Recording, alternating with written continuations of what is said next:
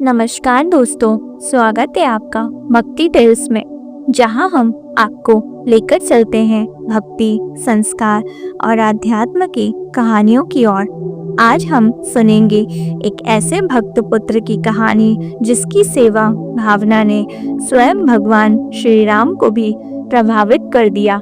ये है श्रवण कुमार की अमर कथा। बहुत समय पहले की बात है।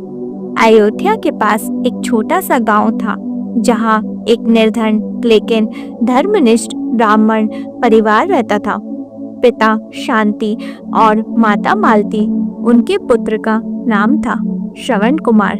श्रवण कुमार बचपन से ही बेहद विनम्र, भक्त और माता पिता के आज्ञाकारी थे। जब वे छोटा था तभी उसके माता पिता की आंखों की रोशनी चली गई, लेकिन श्रवण ने कभी इसे दुर्भाग्य नहीं माना। वह हर दिन अपने माता पिता की सेवा में लगा रहता। खाना बनाना, स्नान कराना, दवाइयाँ देना, हर काम स्वयं करता। समय बीतता गया। एक दिन वृद्ध माता पिता ने श्रवण से कहा, बेटा, जीवन के अंतिम दिनों में हम चाहते हैं कि चारों धाम की तीर्थ यात्रा कर ले। ये हमारी अंतिम इच्छा है। श्रवण ने बिना एक पल सोचे कहा, माता पिता, आपकी इच्छा ही मेरी पूजा है। मैं आपको चारों धाम लेकर चलूंगा, चाहे कितनी भी कठिनाई हो। श्रवण ने 2 बड़े बांस के डंडों से एक कावड़ बनाई। एक और माता और दूसरी और पिता को पालकी में बिठाया। कंधों पर कावड़ रखकर वे जंगल, पहाड़, नदियां पार करता हुआ तीर्थ यात्रा पर निकल पड़ा। हर तीर्थ स्थल पर वह अपने माता पिता को स्नान कराता, पूजा करवाता और प्रसाद चढ़ाता। उसके पैरों में छाले पड़ गए, शरीर थक गया, लेकिन उसकी भक्ति में कोई कमी नहीं आई। एक दिन जब श्रवण कुमार अपने माता पिता के लिए जंगल के झरने से पानी भर रहा था, तभी अयोध्या के राजा दशरथ शिकार के लिए वहां आए हुए थे। उन्होंने झरने के पास पानी भरने की आवाज सुनी और बिना देखे ही तीर चला दिया। तीर सीधा श्रवण कुमार के सीने में लगा। मैं कोई जानवर नहीं, एक ब्राह्मण पुत्र हूँ जो अपने अंधे माता पिता की तीर्थ यात्रा करा रहा था। श्रवण की आवाज सुनकर दशरथ के पैरों तले जमीन खिसक गई। वह दौड़े दौड़े श्रवण के पास पहुँचे। श्रवण ने अंतिम सांसों में कहा, राजन, मैं तो जा रहा हूँ, लेकिन कृपया मेरे माता पिता को पानी पहुँचा दीजिए और उन्हें सच्चाई बता दीजिए। ये कहकर श्रवण ने अपने प्राण त्याग दिए।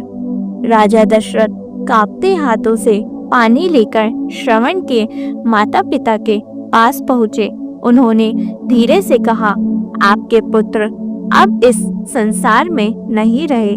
ये दुर्घटनावश मुझसे हो गया। मैं क्षमा चाहता हूँ। ये सुनकर अंधे माता पिता विलाप करने लगे। हमारा पुत्र हमारी आंखें था, उसकी सेवा ही हमारा जीवन था। अब हमारा जीवन भी समाप्त है। क्रोधित और दुखी माता पिता ने दशरथ को श्राप दिया। राजा, जिस तरह आज हम अपने पुत्र वियोग में तड़प रहे हैं, उसी तरह एक दिन तुम भी पुत्र वियोग का दुख झेलोगे, और वह समय आएगा जब तुम्हारे अपने पुत्र राम तुम्हें छोड़कर वनवास जाएंगे। इतना कहकर उन्होंने प्राण त्याग दिए। श्रवण कुमार भले ही इस संसार से चले गए, लेकिन उनकी भक्ति, सेवा और समर्पण आज भी अमर है। उन्होंने ये सिद्ध किया कि सच्ची भक्ति केवल मंदिरों में नहीं होती, बल्कि माता पिता की सेवा में भी होती है। भगवान श्री राम ने भी इस घटना को जीवन भर याद रखा और स्वयं अपने वनवास में पिता के उस दुख को समझा।